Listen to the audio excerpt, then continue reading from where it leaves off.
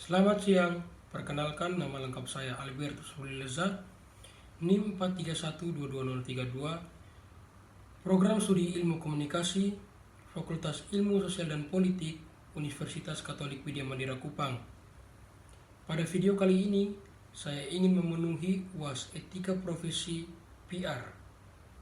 Soal yang pertama, sebagai profesional PR atau humas, selain harus mentaati kode etik kehumasan, juga wajib memahami dan mentaati kode etik jurnalistik.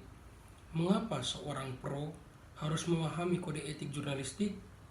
Jelaskan. Seorang profesional public relation atau pro memang harus memahami kode etik jurnalistik karena beberapa alasan penting.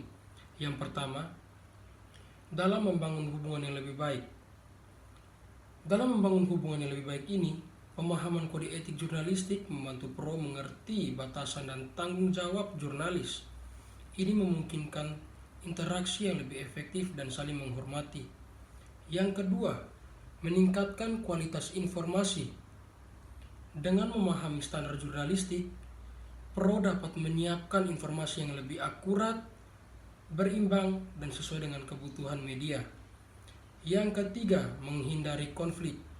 Dalam menghindari konflik, pengetahuan tentang kode etik jurnalistik membantu pro menghindari tindakan yang bisa dianggap sebagai upaya mempengaruhi atau mengintervensi independensasi media.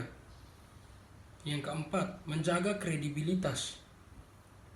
Seorang pro yang memahami dan menghormati kode etik jurnalistik akan lebih dihargai oleh media, meningkatkan kredibilitas organisasi yang diwakilkannya. Yang kelima, manajemen krisis yang lebih baik. Dalam situasi krisis, pemahaman kode etik jurnalistik membantu pro untuk merespon dengan cepat dan menghindari kesalahan-kesalahan dalam berkomunikasi dengan suatu media. Yang keenam, memfasilitasi akses informasi. Pro dapat membantu organisasinya menyediakan informasi yang dibutuhkan jurnalis sesuai dengan hak publik atas informasi. Yang ketujuh, menghindari manipulasi. Pemahaman kode etik membantu pro menghindari tindakan yang bisa dianggap sebagai upaya manipulasi atau penyesatan informasi. Pemahaman ini memungkinkan pro untuk bekerja lebih efektif dengan suatu media, membangun kepercayaan dan berkontribusi pada iklim komunikasi yang sehat antara organisasi dan publik. Soal yang kedua, dalam pengembangan profesionalisme, seorang profesional PR atau humas perlu memperoleh pengakuan terhadap kemampuan dan eksistensi sebagai profesional secara resmi. Menurut Anda, mengapa hal ini penting? Pengakuan resmi terhadap kemampuan dan eksistensi seorang profesional atau PR atau humas menjadi penting karena beberapa alasan. Yang pertama, yaitu kredibilitas. Pengakuan resmi meningkatkan kredibilitas profesional PR di mata klien, organisasi, dan pemangku kepentingan lainnya. Ini menunjukkan bahwa kemampuan mereka lebih diverifikasi oleh badan yang kompeten. Yang kedua, standar kompetensi.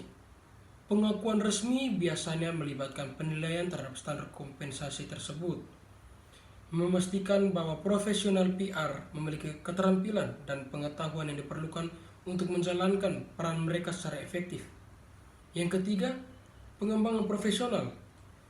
Proses mendapat pengakuan resmi sering melibatkan pembelajaran yang berkelanjutan, mendorong profesional PR untuk terus mengembangkan diri dan mengikuti perkembangan industri. Yang keempat, diferensiasi. Dalam pasar yang kompetitif, pengakuan resmi membantu membedakan profesional PR yang berkualitas dari yang kurang berpengalaman atau kurang terlatih. Yang kelima, kepercayaan publik. Pengakuan resmi membantu membangun kepercayaan publik terhadap profesi PR. Secara keseluruhan menunjukkan komitmen industri terhadap standar etika dan profesionalisme. Soal yang ketiga, apa saja tantangan yang dihadapi seorang pro terkait kode etik profesi PR? Seorang pro atau public relation officer menghadapi beberapa tantangan terkait kode etik profesi PR. Berikut adalah penjelasan tentang tantangan-tantangan tersebut. Yang pertama, konflik kepentingan. Seorang public relation officer sering harus menyeimbangkan kepentingan organisasi dengan kepentingan publik. Tantangannya adalah menjaga integritas dan kejujuran sambil tetap loyal pada suatu organisasi. Yang kedua, transparansi versus kerahasiaan.